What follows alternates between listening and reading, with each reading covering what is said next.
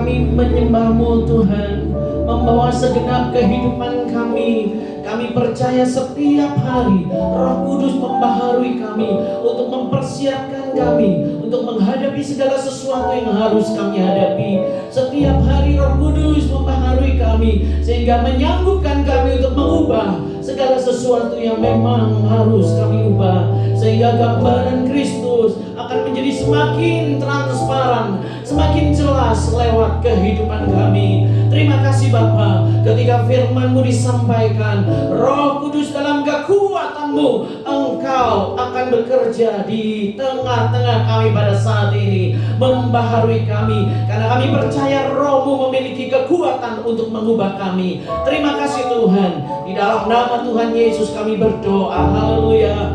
Amin. Amin. Puji Tuhan. Silakan duduk saudara-saudara yang kekasih. Puji Tuhan. Mari kita ucapkan kalimat ini bersama-sama. 1, 2, 3. Bukan karena Tuhan tidak memberkati, tetapi karena kamu boros. Sekarang tolong lihat kanan kiri, bilang, bukan karena Tuhan tidak memberkati, tapi karena kamu boros. Coba lihat kanan kirinya, berani nggak? Lebih baik ngomong sama diri sendiri ya saudara-saudara ya. Sekali lagi, bukan karena Tuhan tidak memberkati, tetapi karena kamu boros. Saudara-saudara, bagi Allah itu penting untuk berbicara tentang uang. Saudara tahu, seluruh kisah di dalam Alkitab ini, kalau kita baca semuanya, ada 500 lebih ayat tentang doa, ada 400 ayat-ayat tentang iman, tapi tentang uang ada 2000 ayat. Dari 38 perumpamaan, 16-nya berkaitan dengan uang. Dari 10 ayat, perbandingannya ya, 1 ayat bicara tentang uang. Saudara-saudara, di dalam sebuah survei di salah satu edisi majalah SWA pada tahun 2004 menunjukkan sebuah hasil yang mengejutkan.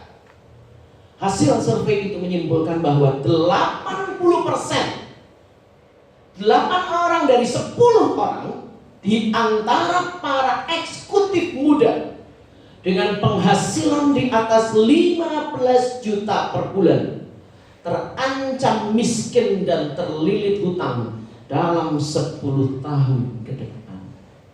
Berarti dari 10 orang, 8 orangnya 10 tahun ke depan menjadi orang-orang miskin dan terlilit hutang. Hanya sisa 2 orang. Kenapa?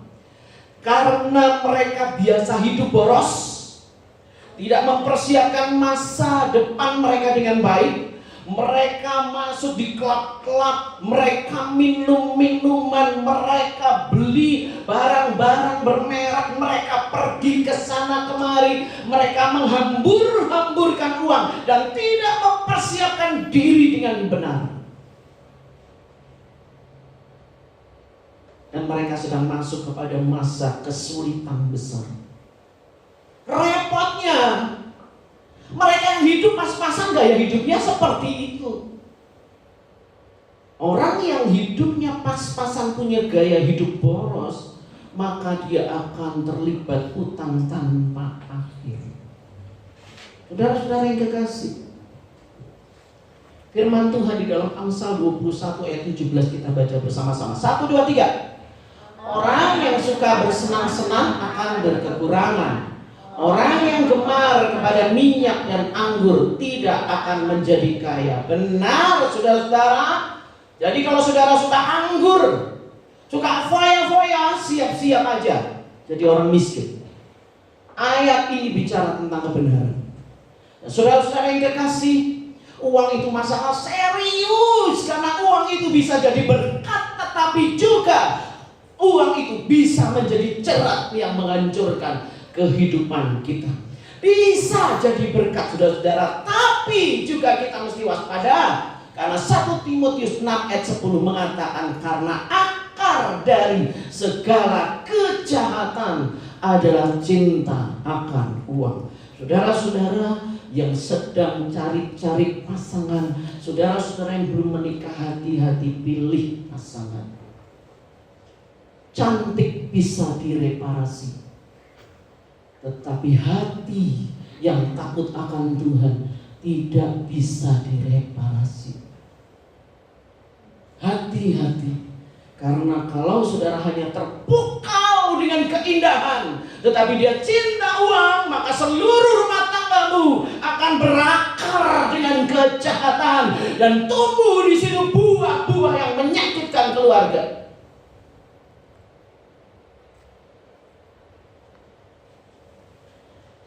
Uang itu netral. Yang menentukan uang itu akan menjadi malaikat atau setan. Yang menentukan uang itu akan jadi domba atau serigala adalah kita. Pernahkah saudara berpikir, untuk apa Tuhan titipkan semua yang ada dalam kehidupan kita? Apa sih fungsinya uang di tanganku ini? Pernah enggak? Kalau kita mau mengelola uang dengan benar, ingat ada dua hal. Yang pertama, ini penting, sadari dulu siapa saya. Orang yang lahir tanpa memahami bahwa dirinya, seperti di dalam Roma 11 ayat 36, sebab segala sesuatu adalah dari Dia dan oleh Dia dan karena Dia, diterjemahkan dengan bahasa yang lebih mudah adalah sebab segala sesuatu berasal dari Dia. Tuhan, bersandar kepada Tuhan dan akan kembali kepada Tuhan. Itu terjemahan gampang. Jadi saudara-saudara, ini dulu, sadari siapa saya. Saya berasal dari Tuhan.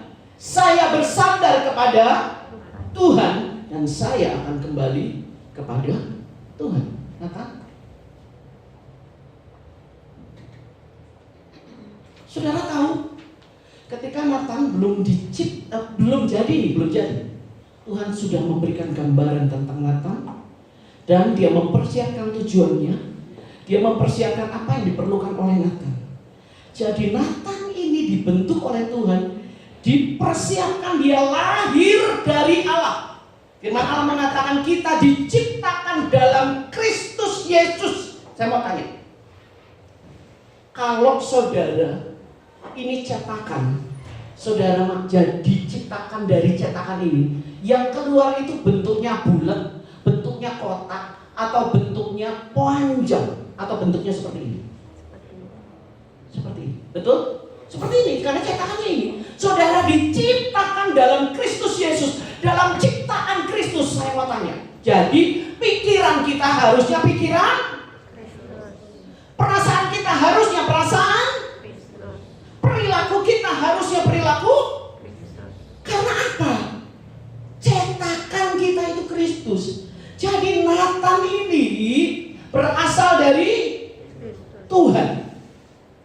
Jadi kalau Nathan berasal dari Tuhan, seluruh hal yang diperlukan semua untuk Nathan itu dari Tuhan.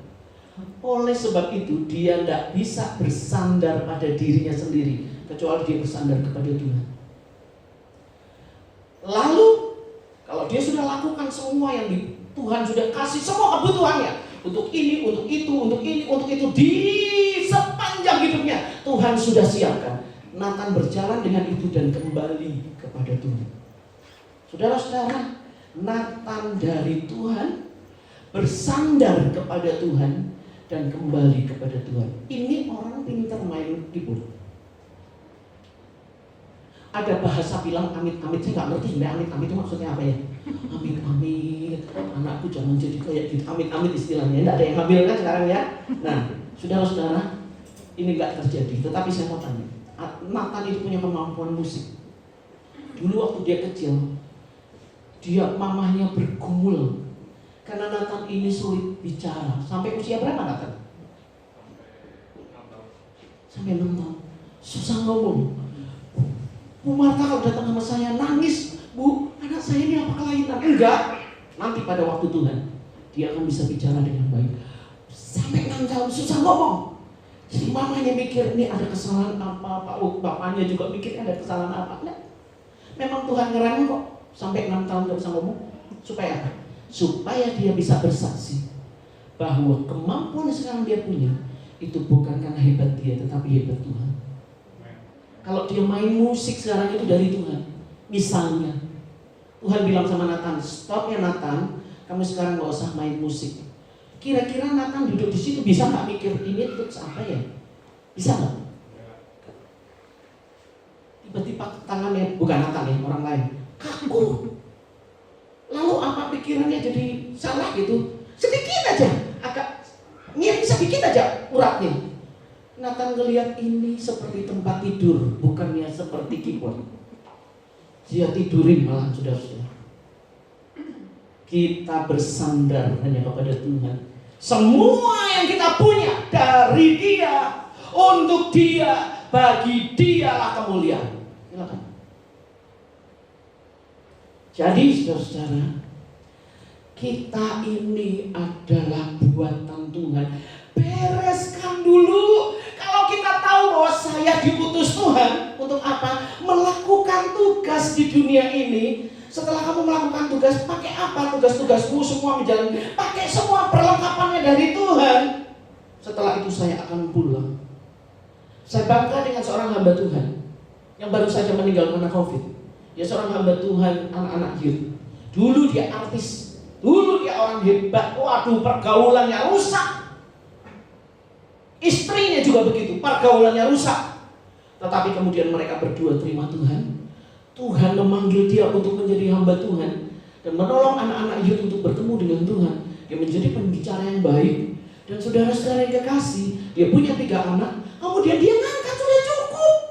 Anak 2 laki dan 1 perempuan. Ngangkat lagi anak yang cacat, anak yang berkebutuhan khusus. Ngapain sih? Tuhan taruh hatinya. Secara logika ngapain dia sibuk pelayanan, udah 3 anak cukup. Besarkan 3 anak cukup, ngapain sih dia ngambil lagi anak berkebutuhan khusus? Untuk memberitahukan kepada dunia dalam beberapa tahun hidupnya dia telah melayani Tuhan, walaupun singkat, untuk memberitahu kepada dunia. Ini tujuannya. Banyak orang bilang, kenapa masih muda, kok nggak panjang usianya? Bagi Tuhan cukup. Tugasnya cukup. Apa? Tugasnya meletakkan fondasi kepada dunia bahwa orang seburuk apapun latar belakangnya, jika diubahkan Tuhan, Tuhan bisa memberkati ribuan orang. Lalu tugas berikutnya, mempersiapkan ketiga anaknya yang normal-normal ini untuk hidup dalam landasan firman Tuhan yang benar, sehingga ketika mereka besar kelak, mereka tidak hancur seperti bapaknya dulu dan ibunya dulu. Dan tugas yang berikutnya, ketika dia mengambil anak yang berkebutuhan khusus, anak cacat ini tidak bisa apa-apa, masuk dalam keluarganya, dikasih untuk memberitahukan kepada dunia, orang tua yang buang anak cacat itu, mereka harus lihat di dalam Kristus ada kasih yang begitu besar, melampaui semua batasan, bahkan orang paling lemah pun menjadi berharga. Saudara-saudara, setelah itu selesai, Tuhan bilang pulang. Tapi dia telah melakukan tugasnya. Nah saudara-saudara, apakah kita telah melakukan tugas kita?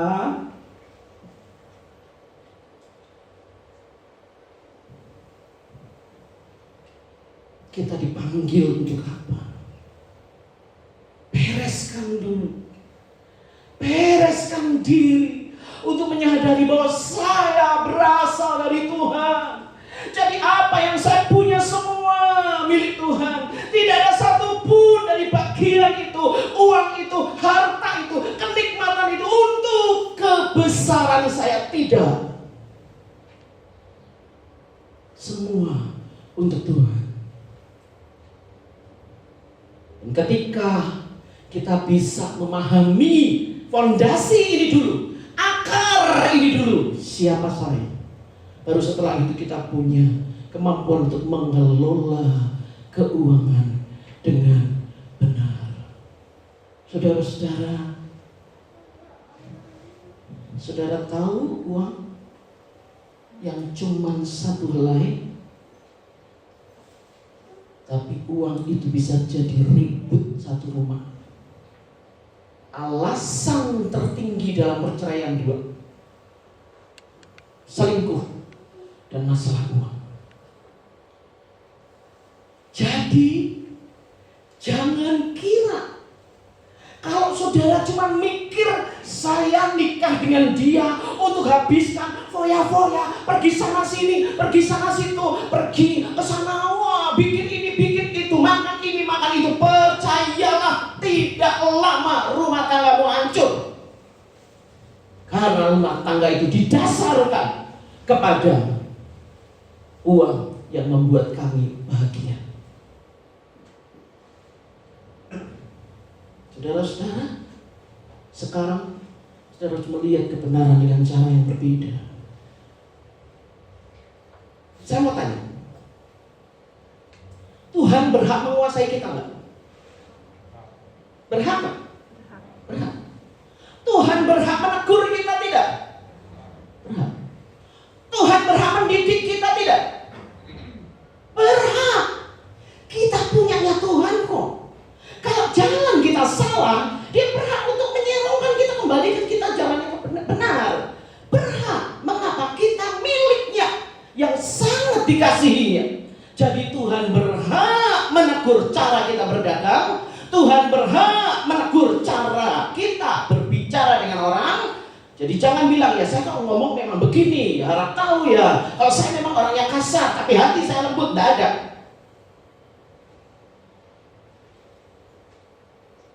Gak ada begitu.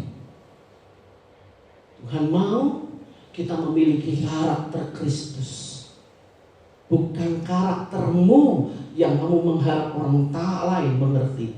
Kita semua diubahkan di dalam Dia. Jadi Tuhan berhak untuk bekerja mengatur kita dalam hidup kita. Tidak ada satupun yang tidak dikuasai oleh Dia, itu haknya. Termasuk kondisi keuangan saudara saat ini. Sadari siapa saya. Ini gak akan membuat saudara stres kalau tahu, ya sudah, saya dipanggil untuk sebuah tujuan di dalam Tuhan. Saya akan maksimal dengan tujuan itu, bukan untuk senang-senang dengan uang. Yang kedua, sadari semua berasal dari Sang Sumber. Saudara tahu Sang Sumber bahasanya apa? Abba, Bapa.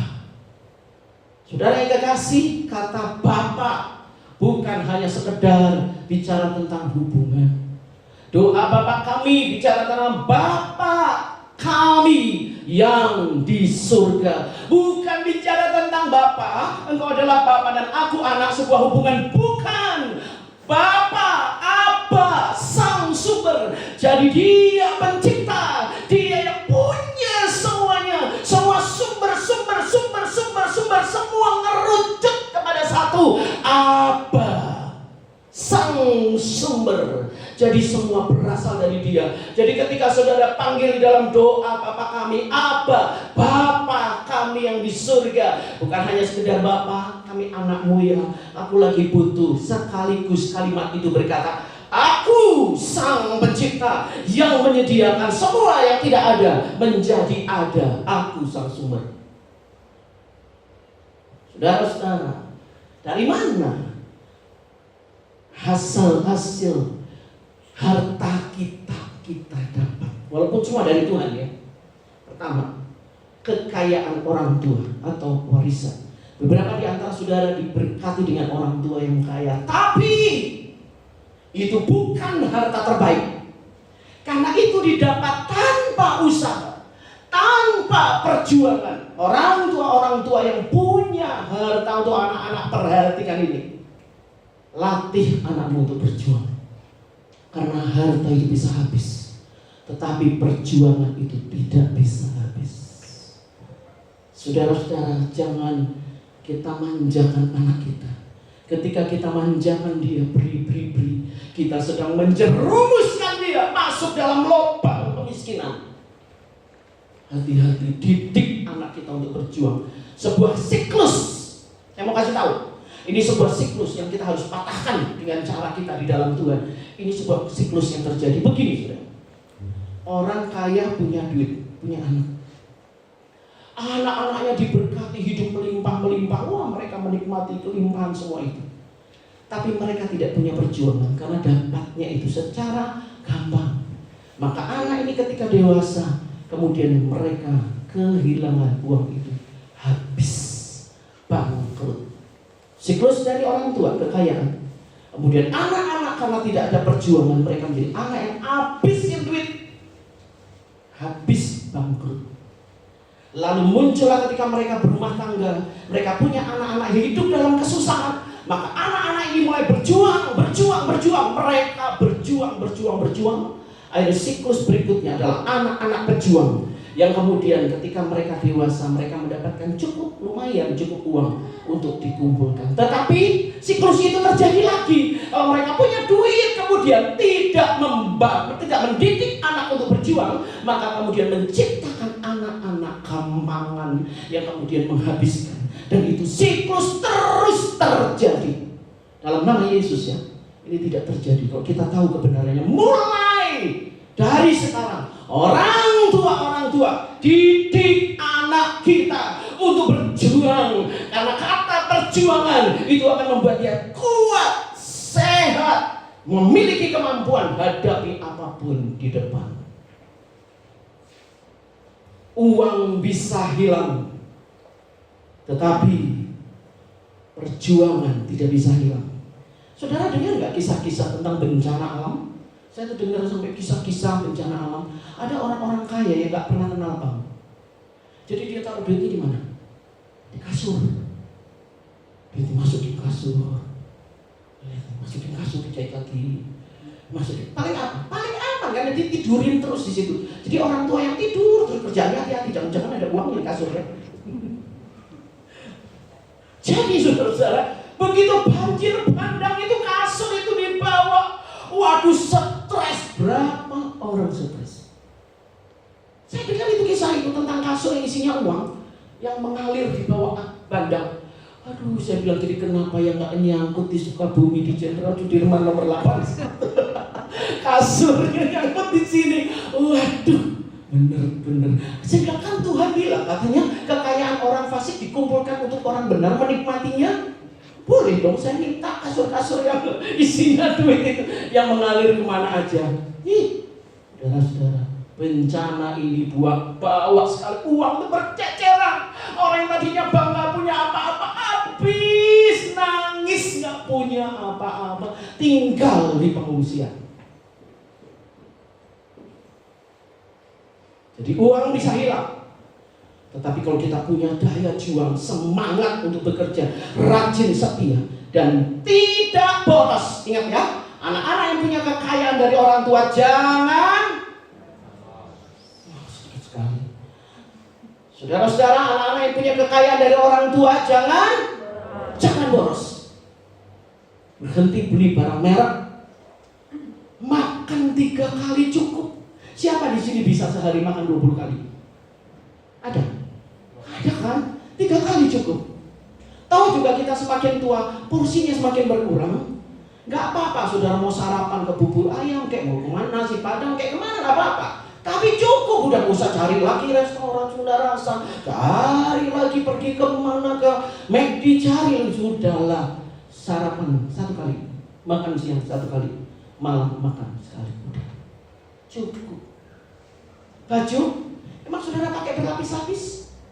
Keringetan saudara-saudara, malah bau ketek karena keringetan, karena berlapis-lapis. Enggak, cuma 1 yang kita pakai sehari. Siapa yang ganti baju 5 kali?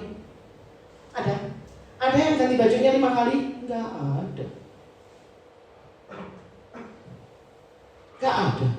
Saudara paling hebat pun sekarang punya duit banyak, enggak ada yang ganti baju 5 kali sehari. Oh ya bisa, bukan baju tidur, baju rumah, baju kantor, baju pergi boleh ya. Tetapi enggak terus-terusan, enggak tiga.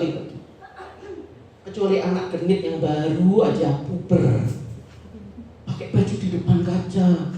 Mami bagus nggak nih? Cuman pakai berapa menit, lari lagi ke lemari, pakai lagi yang lain. Sisir rambutnya model begini-begini, selfie, nanti ganti lagi, lari lagi cari. Ya itulah anak kita. Tapi yang jelas kita gak akan berlebih-lebihan. Saudara pakai mobil, emang pakai mobilnya 5? Setiap hari ganti mobil ini itu, enggak kan? Nah saudara-saudara, kita harus belajar tidak boros. Yang kedua, kekayaan berasal dari mana? Dari hasil jerih lelah atau bekerja. Ini adalah harta yang baik, saudara-saudara, harta yang baik, ya. Nah, ketika kita bekerja sungguh-sungguh, Tuhan memberkati kita. Tapi ingat sebentar, saya ada lewat ya. Kisah Para Rasul 20 ayat 35. Adalah lebih berbahagia memberi daripada menerima. Oke. Saya perhatikan, saudara-saudara, yang saudara punya kekayaan dari orang tua, kita kembali dulu ke depan ya. Adalah lebih berbahagia memberi daripada menerima. Kita maunya nerima terus. Itu mental anak-anak. Orang yang sudah dewasa akan belajar memberi. Makanya saudara lihat bayi itu yang lahir, semua tangannya itu gak ada yang gini, gak ada. Semua tangan bayi selalu begini. Saudara kalau buka tangannya, semakin dia baru lahir, itu semakin kencang. Kita heran loh, ini bayi ya, tapi kalau ngegenggam itu kencang banget, sampai dibukanya harus pelan-pelan. Kenapa? Aku harus cepat untukku itu. Tapi semakin dia dewasa, dia semakin lentur tangannya, semakin terbuka. Itulah gambaran. Kita semakin dewasa akan semakin dilatih untuk memberi, terus memberi. Nah, saudara-saudara, banyak orang mikir bahagia itu di mana-mana. Bahagia itu dari memberi. Dulu saya suka jalan dengan Pak Richard tuh bilang, "Mama, kamu bawa uang berapa di dompet?" Hati-hati. Karena saya tipe orang, nanti lihat ada bapak-bapak bongkok bawa ini, saya bilang, stop. Dia bilang gini, Bapak jual apa, Pak? Pak Richard bilang, itu mah beli karena kasihan. Bukan karena butuh. Tapi kalau Tuhan sudah bekerja menggerakkan hati saudara, jangan takut untuk memberi. Karena ketika kita memberi, hati kita bahagia. Walaupun dompetku kosong, tapi lega banget bahagia. Setelah itu Tuhan memberkati kita dengan berkat yang lain. Kenapa? Karena Tuhan memang memanggil saya untuk memberkati Bapak itu. Maka kemudian Tuhan memberkati lagi. Itu prinsip.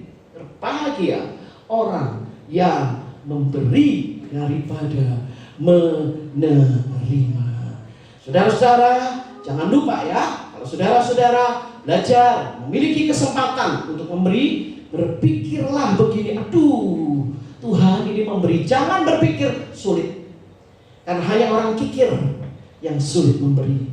Sulit memberi hanya orang yang tidak terbiasa. Jadi belajar saudara untuk memberi, karena pasti saudara menemukan kebahagiaan. Dan kemudian kita masuk kepada bagian yang kedua, saudara-saudara. Hasil dari jerih lelah bekerja. Ini penting, jadi dasar hidup kita. Bekerjalah. Beberapa ayat firman Tuhan, kalau engkau sudah bekerja, engkau berhak untuk tidur nyenyak, kata ayat di dalam Pengkhotbah. Jadi saudara-saudara, berkat Tuhan kita peroleh ketika kita bekerja. Saudara, saya sebenarnya sebelum jadi hamba Tuhan ditawarin untuk kerja jadi sekretaris di sebuah perusahaan minyak. Buat saya, kalau dipikir-pikir sekarang, saya jadi sekretaris bisa. Dan kemungkinan saya akan berhasil menjadi seorang wanita berkarir. Karena saya, menurut saya ya, bukan menurut orang lain, menurut saya rada-rada sombong dikit. Karena kalau menurut saya agak sedikit cerdas, berhubungan dengan orang, berhubungan dengan pekerjaan. Dan saya tipe orang pekerja. Saya tipe orang berjuang, yang terus ini apa ya, ini apa, seperti itu. Jadi saya yakin kalau saya kerja jadi sekretaris, mungkin saya punya banyak duit. Tetapi Tuhan memanggil saya bukan untuk seperti itu. Tuhan memanggil saya menjadi hamba Tuhan. Tuhan memangkas semua keinginan-keinginan semua. Dan Tuhan memanggil saya menjadi hamba Tuhan. Dan saudara-saudara yang kekasih, ketika saya menjadi hamba Tuhan pun, saya bertekad untuk melakukan hal ini, hal itu bagi Tuhan. Jadi semua saudara-saudara yang bekerja mendapatkan hasilnya itu adalah berkat Tuhan. Tapi hati-hati, ada uang dari setan. Ketika Tuhan sedang dicobai oleh iblis, kemudian iblis berkata ketika dia membawa Tuhan ke tempat yang tinggi, iblis berkata, seluruh kerajaan ini kuberikan kepadamu asal kau sujud menyembah kepadaku. Ingat, mata kita harus waspada. Lihat dengan benar uang ini dari mana. Jangan kompromi. Jangan main-main, belajar dari Tuhan. Ketika iblis menawarkan ini, aku berikan kepadamu, dia cuma mengucapkan kalimat ini, pergi dari hadapanku. Jangan bermain-main saudara-saudara dengan judi. Stop judi. Itu dari kegelapan. Jangan main-main dengan angka-angka togel. Sedikit membuka celah dalam rumahmu untuk masuk itu, sedikit saja, maka itu ragi yang meracuni seluruh harta kekayaanmu yang sudah diberkati Tuhan, dirusak oleh itu. Dan kemudian anak-anakmu diikat oleh sebuah ikatan kegelapan. Jadi berhenti, jangan main-main dengan uang dari setan.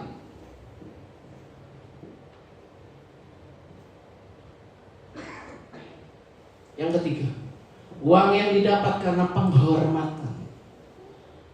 Terima saja saudara-saudara, gak minta kok. Itu pemberian karena mereka menghormatimu. Di dalam Alkitab, di dalam 1 Tesalonika ayat 12, kami minta kepadamu saudara-saudara supaya kamu menghormati mereka yang bekerja keras di antara kamu, yang memimpin kamu dalam Tuhan, dan yang menegur kamu.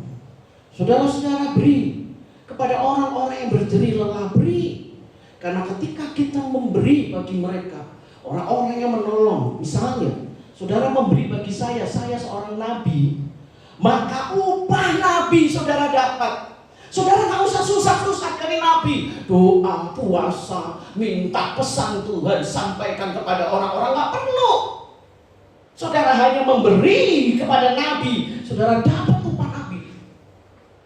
Saudara memberi kepada gembala sidang, saudara gak perlu punya jemaat banyak, konselingin mereka, telepon, doain, pimpin dalam firman, gak perlu. Tapi saudara dapat upah gembala. Karena ini prinsip dari Tuhan. Saudara-saudara, tetapi ketika kita menerima itu, hati-hati. Kita harus tahu itu berkat, tetapi juga ujian. Kenapa ujian? Bagaimana kita mengelola uang itu. Ada istilah kan, kalau ada uang abang disayang, kalau tidak ada uang abang ditendang.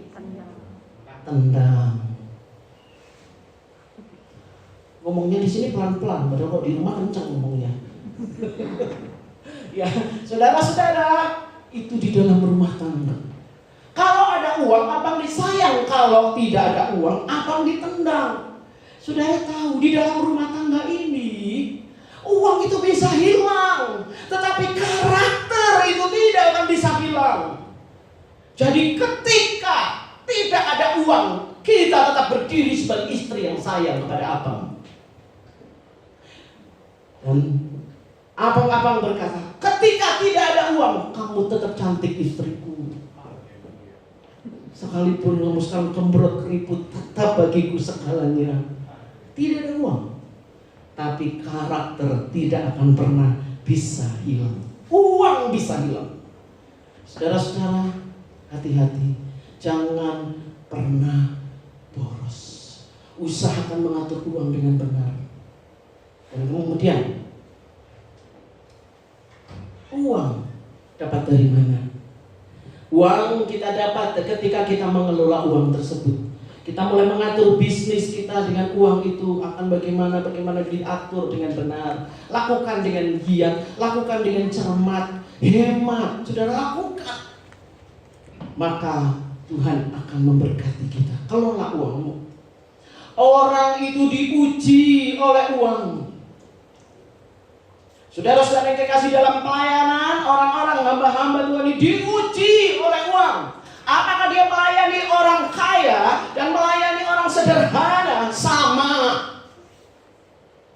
Apakah doanya untuk orang kaya dan doa untuk orang miskin sama panjangnya? Jangan untuk yang kaya panjang, yang orang miskin nanti doanya ya nanti kalau saya di rumah aja. Kita diuji oleh uang. Saudara-saudara, 10% itu milik siapa? Tuhan. Tuhan. Sekali lagi, 10% milik? 90% milik? Kita. Siapa bilang? Milik Tuhan lah. Enak aja ngaku-ngaku 90% milik kita. Bukan milik Tuhan. Artinya 100% milik Tuhan. Saudara-saudara, kita serahkan kepada Tuhan yang menjadi milik Tuhan. Ya, kita jangan kalau 10% ini didoain 10%. Ini Tuhan, untuk Tuhan.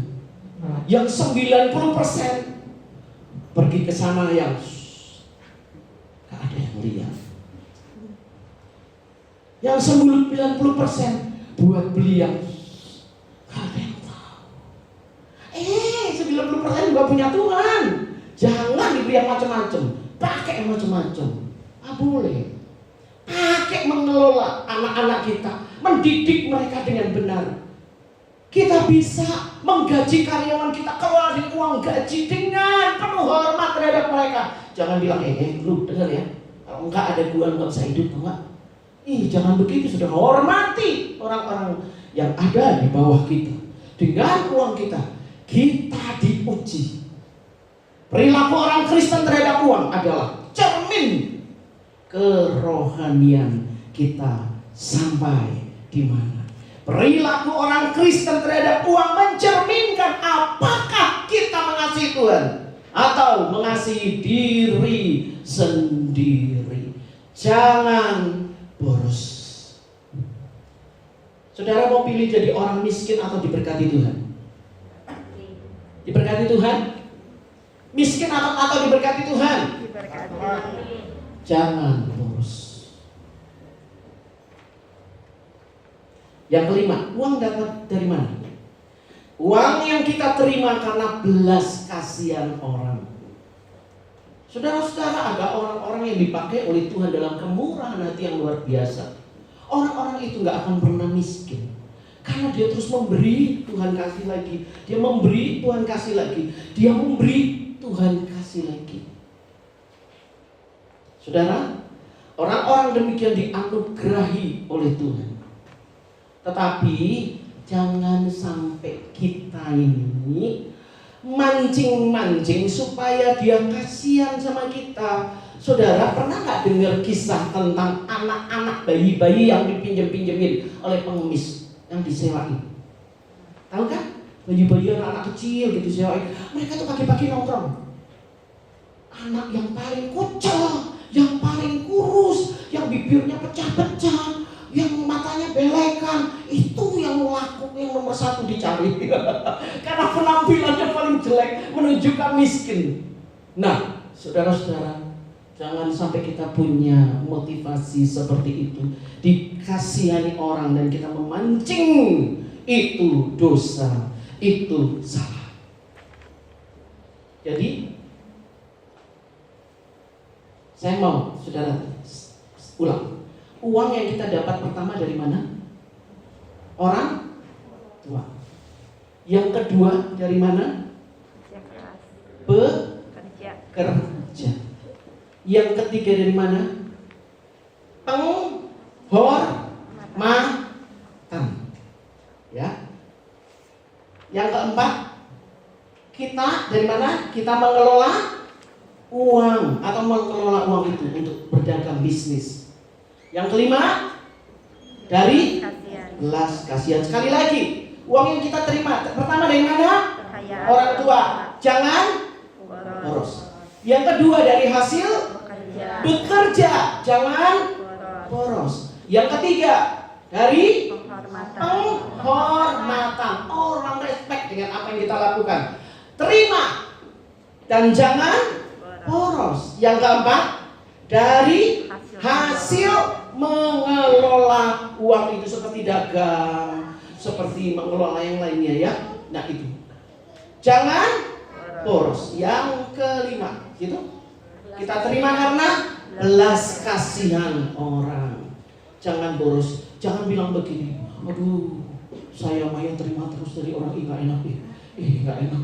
Aduh Tuhan, saya jadi malu masa saya dikasihani terus. Loh, waktu ini saudara dikasihani, asal jangan cari-cari kasihan, jangan. Waktu ini saudara dikasihani, tapi pada waktu tertentu Allah mengangkatmu untuk engkau memiliki hati yang penuh dengan belas kasihan dan memberi untuk yang lainnya.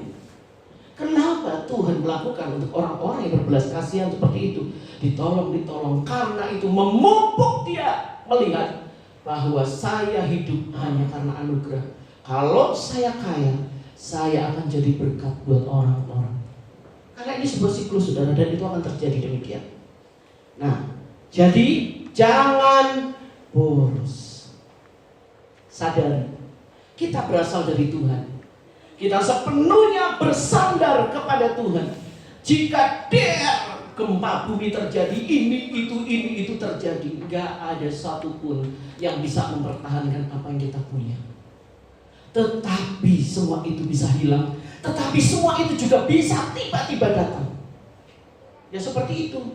Kasur punya orang yang mengalir dibawa entah kemana, tiba-tiba nyangkut di satu pohon. Ada satu kakek-kakek lagi bengong-bengong ngelamun. Dia lihat ada kasur di situ sudah basah-basah. Dia dudukin, dan ketika dia duduk kok tajam-tajam apa ya? Dibongkar ya. Nah, bisa saudara, apapun bisa terjadi atas kehendak Tuhan. Tapi Tuhan mau kita belajar berjuang. Itu jauh lebih baik. Kemudian Tuhan adalah sumber. Semua berasal dari Dia dan miliknya. Saya harus mengelola harta dari Tuhan dengan benar. Saudara mau mengelola harta Tuhan dengan benar? Jika kita boros, hanya ada dua hal yang mengerikan di masa depan, yaitu apa? Dosa dan kemiskinan. Saudara, saya melihat satu keluarga kaya. Saya sendiri heran-heran. Anak-anaknya ke sekolah uang sakunya 500.000. Kevin aja cuma berapa ribu, dia 500.000. Jadi hebatnya kayak orang ini. Wah, dia ada di mana? Wah, semua ngerubunin. Wah, traktir bakso dan segala macam, kaya. Anak-anaknya tidak dididik di dalam perjuangan, tidak butuh waktu lama. Orang keluarga itu habis bangkrut. Sekarang untuk makan aja susah. Anak-anak yang lahir dalam keluarga ini akan mengalami kepahitan karena dia menikmati gonta-ganti mobil, menikmati makan enak, menikmati pakai baju nyaman. Sekarang cuma pakai baju satu yang lusuh.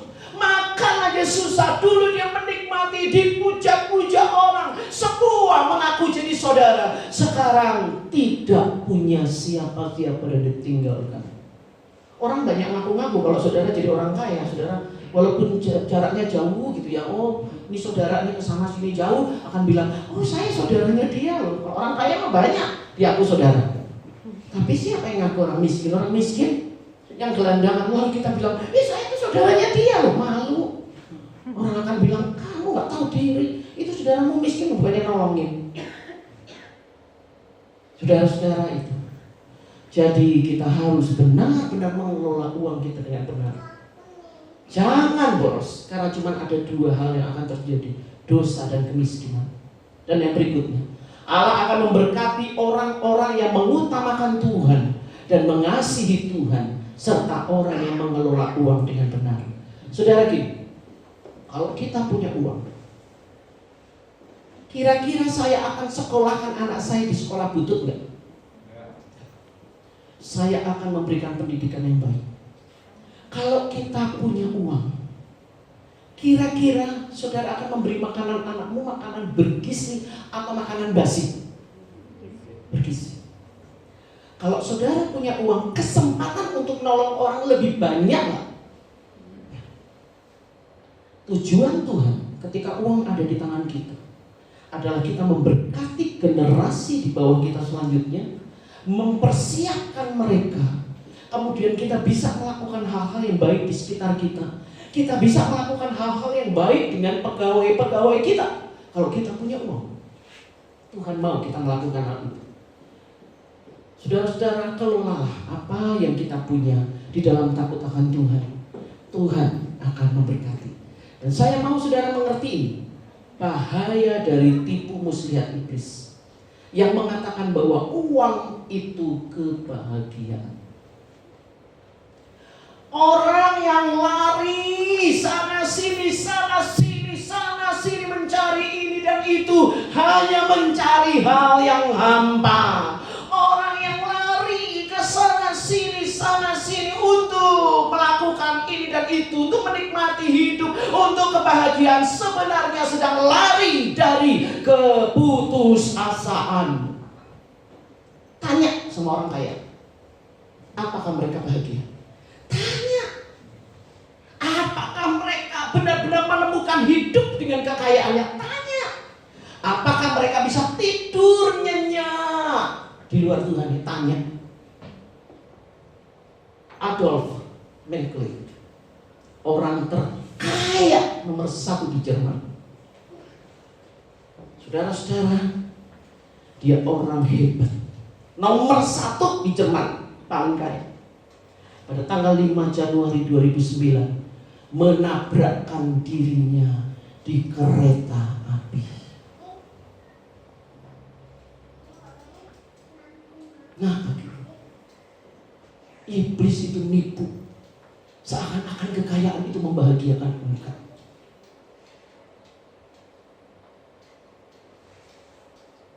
Scott Young adalah seorang kaya di Skotlandia. Dia punya banyak properti. Dia habiskan uang untuk foya-foya, ganti wanita kesana kemari. Dia pikir dengan uangnya dia bahagia. Tetapi pada tanggal 8 Desember 2014, Scott, dia lompat dari rumah mewahnya di lantai 4. Dan itu menjadi kematian yang horor, karena dia tertancap di pagar besi rumahnya sendiri.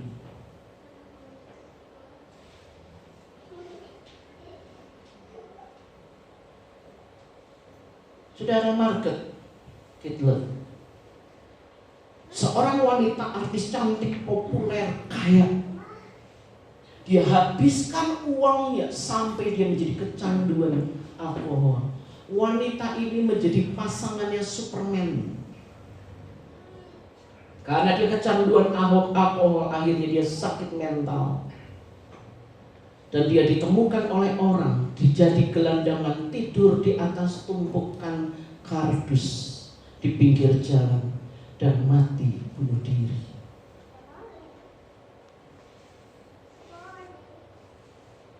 Stephen Bing, miliarder dari Hollywood. Dia seorang miliarder yang luar biasa kaya. Ketika pandemi terjadi, dia yang biasanya masuk ke klub-klub, punya teman banyak, dia sewa dia kasih mereka minum dan segala macam. Semua lockdown, tidak bisa kemana-mana, isolasi mandiri di rumah mewah. Dia tinggal minta ini ada, minta itu ada, minum ini ada, makan itu ada. Dia pakai apapun di rumah mewahnya ada.